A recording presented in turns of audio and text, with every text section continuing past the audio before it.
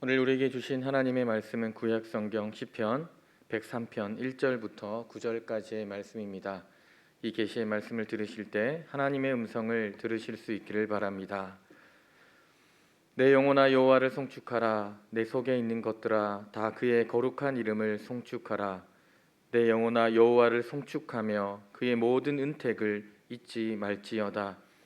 그가 내 모든 죄악을 사하시며 내 모든 병을 고치시며 내 생명을 파멸해서 속량하시고 인자와 긍휼로 관을 씌우시며 좋은 것으로 내 소원을 만족하게 하사 내 청춘을 독수리같이 새롭게 하시는도다.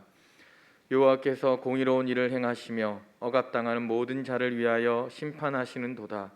그의 행위를 모세에게 그의 행사를 이스라엘 자손에게 알리셨도다. 여호와는 긍휼이 많으시고 은혜로우시며 노하기를 더디하시고 인자하심이 풍부하시도다. 자주 경책하지 아니하시며 노를 영원히 품지 아니하시리로다. 아멘. 이 말씀은 살아계신 하나님의 말씀입니다. 성경에는 환난과 핍박 중에도 믿음을 지킨 사람들이 많이 등장합니다. 그 중에 다윗은 유독 환난과 핍박을 많이 겪었던 사람이죠. 그래서 그런지 다윗의 시에는 탄식이 자주 나타납니다. 시편에서 다윗은 이렇게 탄식합니다. 여호와여 어찌하여 멀리 서시며 어찌하여 환난 때에 숨으시나이까. 42편과 43편에서도 다윗은 이렇게 탄식합니다. 내 영혼아 내가 어찌하여 낙심하며 어찌하여 내 속에서 불안해하는가. 그러나 다윗은 자신이 처한 절망적이고 암울한 상황 중에서도 그 암울한 상황을 핑계 삼아서 그는 탄식 가운데 머물러 있지 않았습니다. 언제나 탄식을 찬양으로 바꾸어서 아름다운 찬양시로, 아름다운 찬송시로 하나님께 영광을 올려드렸습니다. 탄식은 이내 하나님에 대한 절대적인 신뢰와 감사 그리고 찬양으로 그 시를 마무리하였습니다. 오늘 본문 1절과 마지막 절인 22절에서도 다윗은 찬양하고 있습니다. 내 영혼아 여호와를 송축하라. 내 속에 있는 것들아 다 그의 거룩한 이름을 송축하라. 다윗은 자신의 환경과 여건, 조건이 호전되어서 그 상황이 좋아져서 하나님을 찬양하고 있는 것이 아닙니다. 여전히 찬양할 수 없지만, 여전히 하나님을 송축할 수 없는 그 여건 속에 있었지만 다윗은 자신의 모든 역량을 동원하여서 감정과 이성과 재능을 총동원하여 하나님을 찬양하고 있습니다.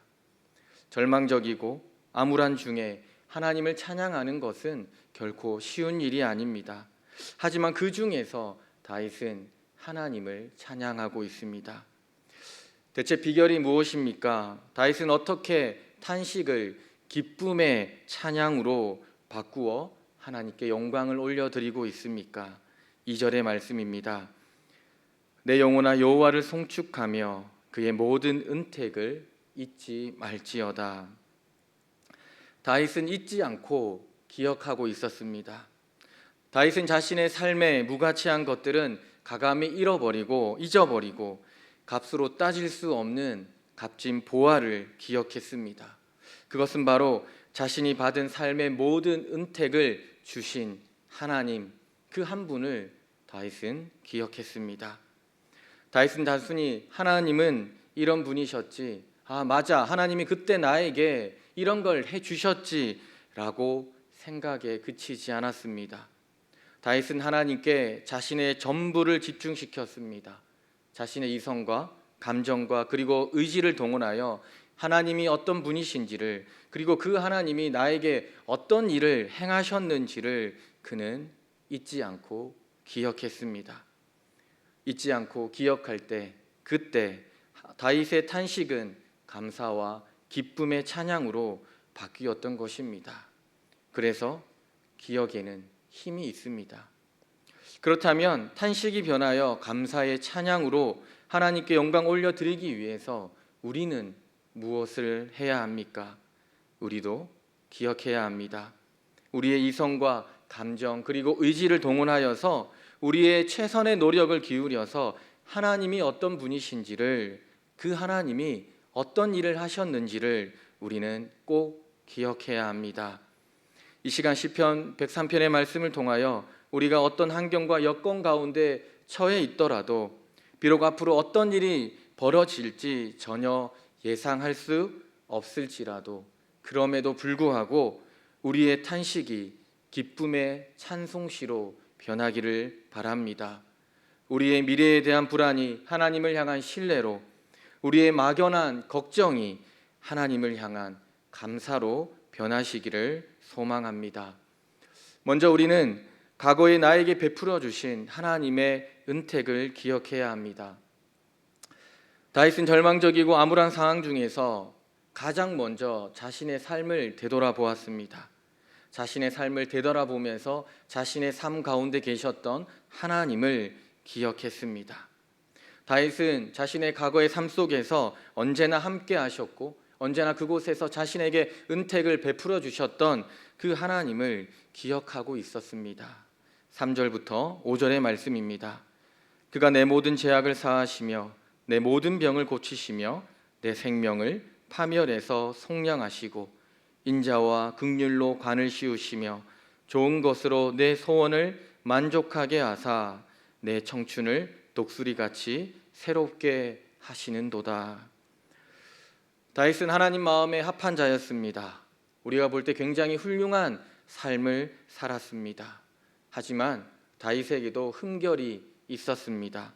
간음과 살인이라고 하는 무서운 죄를 그는 범한 사람입니다. 그러나 하나님은 눈물로 회개하는 다윗의 죄를 용서하여 주셨습니다. 다윗은 어떤 흉악한 범죄라도 진심으로 회개하고 돌아올 때 용서해 주시고 받아주시는 하나님을 기억하고 있었습니다. 다윗은 육체의 질병과 마음의 병에 걸려 고통 가운데 있었습니다. 다윗은 그때마다 자신을 찾아오셔서 어루만지시고 치유해 주셨던 하나님을 그는 기억하고 있었습니다. 또한 다윗은 과거 여러 번 하나님의 구원을 경험했습니다. 다윗도 사망의 골짜기와 같은 죽음의 위기, 절체절명의 위기 가운데서 극적으로 자신을 구출하시고 구원하시는 하나님을 그는 기억했습니다. 다윗은 아무도 알아주지 않는 그리고 홀로 들에서 양을 치는 목동에 불과했습니다.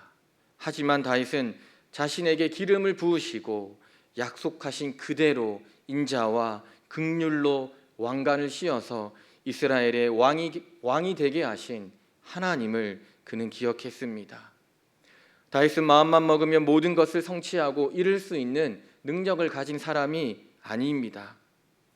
하지만 다윗은 자신의 소원을 따라서 늘 좋은 것으로 주시는 그 하나님, 자신의 마음에 있는 소원을 채워주시는 그 하나님을 그는 기억했습니다.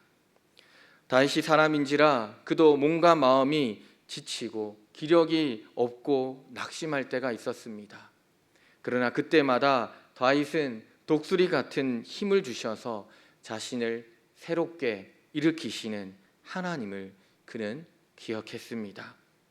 다윗은 잠깐 삶에 찾아온 절망과 암울한 상황 때문에 탄식하며 주저앉아 있지 않았습니다. 그때마다 과거 자신의 삶을 통하여서 하나님께서 하신 일들을, 그 하나님이 어떤 일을 나에게 하셨는지를 그는 기억하였고, 그것을 기억할 때 그의 탄식은 기쁨으로 변했던 것입니다. 그래서 그는 그 탄식 가운데에서도 하나님을 송축할 수밖에 없었습니다. 우리도 다윗처럼 기억해야 합니다. 모래보다 많았던 나의 죄를 거저 용서해 주시고 수많은 바이러스가 득실되는 이 세상에서 우리의 건강을 지켜주시고 설상 병들어도 어루만지시고 우리를 고쳐주셨던 그 하나님을 우리는 기억해야 합니다. 죽음의 위기에서 건져주시고 종이었던 우리를 하나님 나라의 백성으로 삼아주시고 언제나 좋은 것으로 채워주시며 삶의 무게에 짓눌려서 쓰러질 때 우리의 손을 잡아 다시 일으켜 주셨던, 그리고 새 힘을 주셨던 그 하나님을 우리는 기억해야 하는 것입니다. 우리의 삶을 뒤돌아보니 하나님의 은혜가 아닌 것이 대체 무엇입니까? 모든 것이 하나님의 은혜입니다. 우리 삶 속에서 언제나 함께 하시며 우리의 노력과 수고, 헌신 그것과 상관없이 은혜를 주셨던 그 하나님을 우리는 잊지 말아야 합니다. 그리고 생각해야 하고 기억해야 합니다. 그때 우리의 탄식은 반드시 기쁨의 찬송으로 변할 것입니다. 제가 가장 좋아하는 찬송가는 301장입니다. 지금까지 지내온 것. 저는 굉장히 어려서부터 학교를 들어가기 이전부터 아마 6살, 7살부터 이 찬송을 불렀습니다. 이 찬송의 주제는 사랑과 은혜인데 사실 장례식장에서 가장 많이 부르는 찬송가 중에 하나입니다. 제가 왜 이 찬송가를 즐겨 부르게 되었냐라고 하면 암 환자였던 저희 할머니께서 제 옆에서 늘 이 찬송가를 부르셨습니다. 그래서 저는 어려서부터 지금까지 지내온 것 이 찬양을 들었고 또 그 찬양을 부르면서 지냈습니다. 저희 할머니는 어떤 찬송가를 부르셔도 늘 301장의 음으로 부르셨습니다. 가사는 바뀌어도 늘 이 지금까지 지내온 것 이 음으로 모든 찬송가를 부르셨습니다. 너무나 이 찬송가를 좋아하셨고 늘 이 찬송가를 부르면서 지내셨습니다. 노년에 예수님을 믿었던 할머니에게 굉장히 좋은 일만 있었으면 좋았을 건데 하지만 굉장히 안 좋은 일만 많았습니다. 할아버지는 암으로 돌아가시고 딸은 갑작스럽게 죽었습니다. 아들은 장애인이 될 정도로 심하게 다쳤습니다. 집도 논도 밭도 재산도 모두 어느 날 하루아침에 아침 안개처럼 사라졌습니다. 삶의 기쁨이 없었습니다. 이쯤 되면 왜 나에게 이런 고통 주시냐고, 왜 나에게는 이런 탄식 주시냐고 하나님께 원망하고 불평을 쏟아낼 만도 합니다. 하지만 모든 것을 잃어버리고 감당할 수 없는 육체의 극심한 고통 중에서도 언제나 이 찬송가를 부르면서 하나님을 기억했습니다.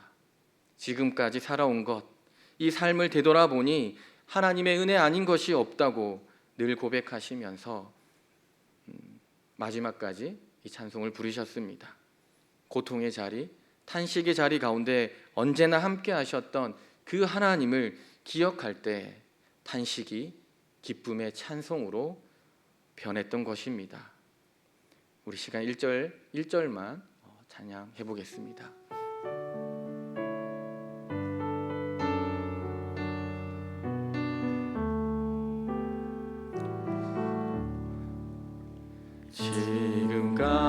지금까지 지내온 것 주의 크신 은혜라 한일 없는 주의 사랑 어찌 이루 말하랴 자나깨나 주의 손이 항상 살펴주시고 모든 일을 주 안에서 형통하게 하시네. 지금까지 지내온 것 중에 주의 크신 은혜 아닌 것이 무엇입니까? 우리의 삶을 되돌아보니 그리고 생각하고 기억해 보니 이 모든 것이 하나님의 은택임을 우리는 고백하지 않을 수 없습니다. 두 번째, 우리는 말씀을 통해 하나님의 은택을 기억해야 합니다. 6절부터 9절의 말씀은 이스라엘의 역사인 출애굽 이야기를 담고 있습니다. 다윗은 이제 개인적 경험을 넘어서 이제 공동체적 경험으로 그것을 확장하고 있습니다. 다윗은 이스라엘 백성들의 공동체적 경험을 기록한 말씀을 통해 하나님이 어떤 분이셨는지 그리고 그 하나님이 어떤 일을 행하셨는지 그는 기억했습니다. 7절의 말씀입니다. 그의 행위를 모세에게 그의 행사를 이스라엘 자손에게 알리셨도다. 다윗은 하나님께서 자신의 행위를 모세에게 그리고 모세를 통해 이스라엘 자손에게 자신의 행사를 직접 알려주셨습니다. 여기서 알리셨다라고 하는 것은 친히 가르쳐 주셨다라고 하는 의미입니다. 하나님은 모세로 하여금 스스로 진리를 찾도록 방치하지 않으셨습니다. 그에게 친히 다가가셔서 그에게 가르쳐 주셨습니다.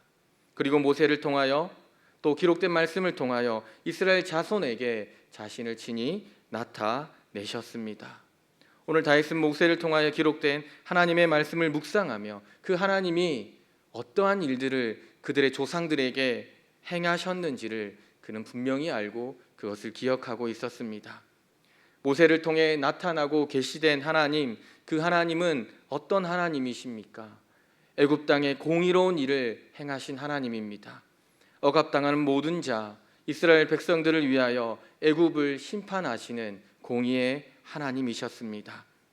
애굽에서 약속의 땅에 이르기까지 이스라엘 백성들은 늘 불평과 원망과 반역을 일으켰습니다.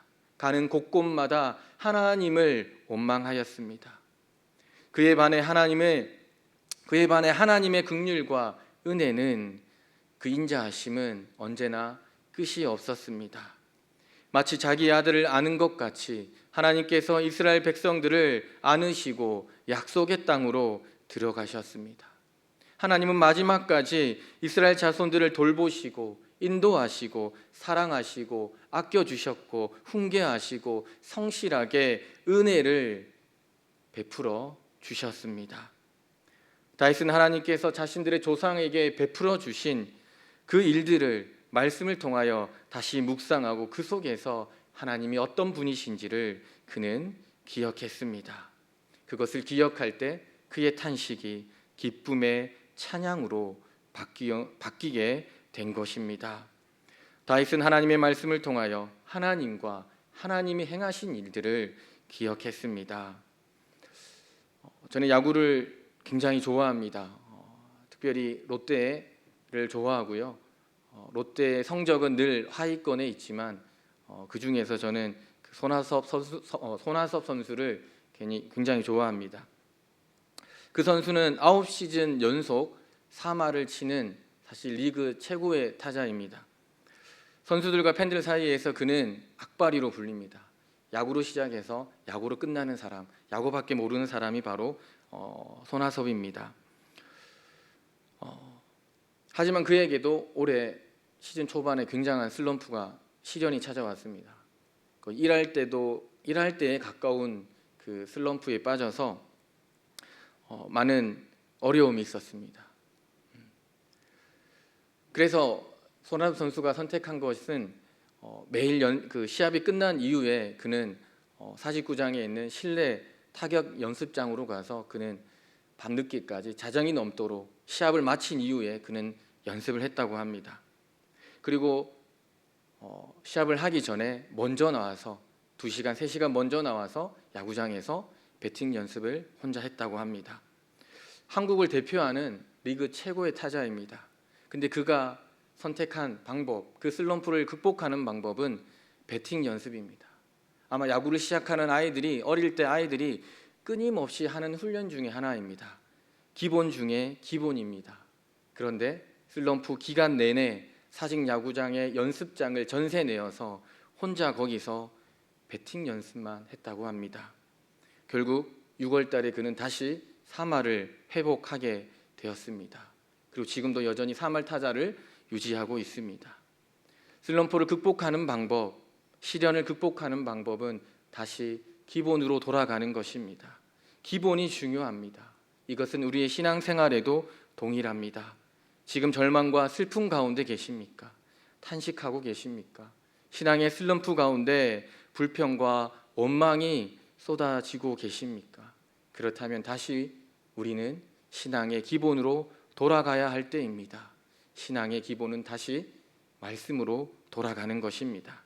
지금이 바로 하나님의 말씀을 가장 가까이 하고 부지런히 하나님의 말씀을 묵상할 때라고 하는 것입니다.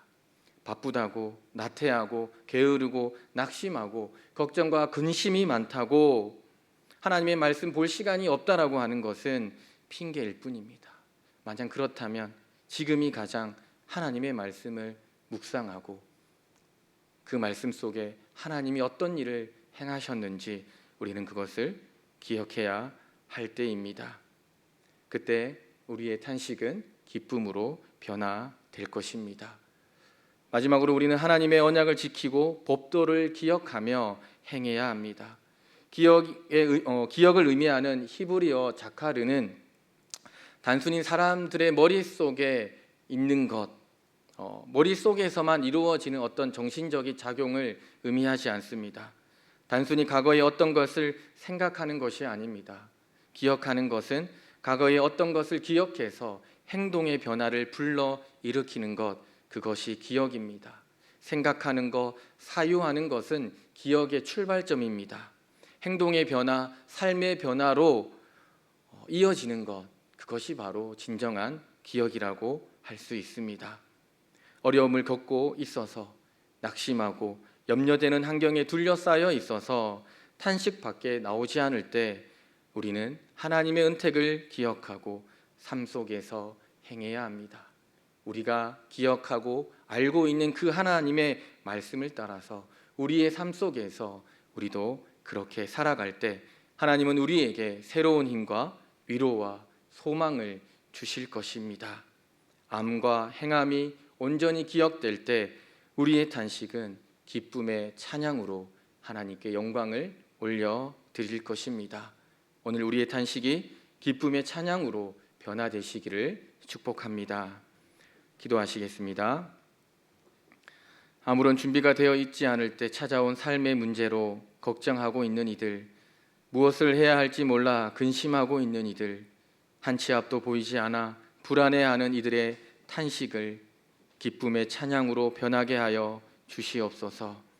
어미가 그 낳은 자식을 잊을지라도 나는 너를 잊지 않겠다라고 약속하셨던 그 하나님을 잊지 않게 하여 주시고, 하나님께서 우리에게 베풀어 주신 은택을 생각하고 기억하게 하여 주시옵소서.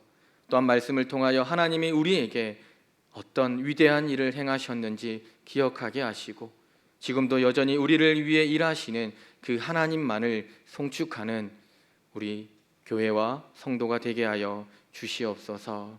감사합니다. 이 모든 것 예수님의 이름으로 기도드립니다. 아멘.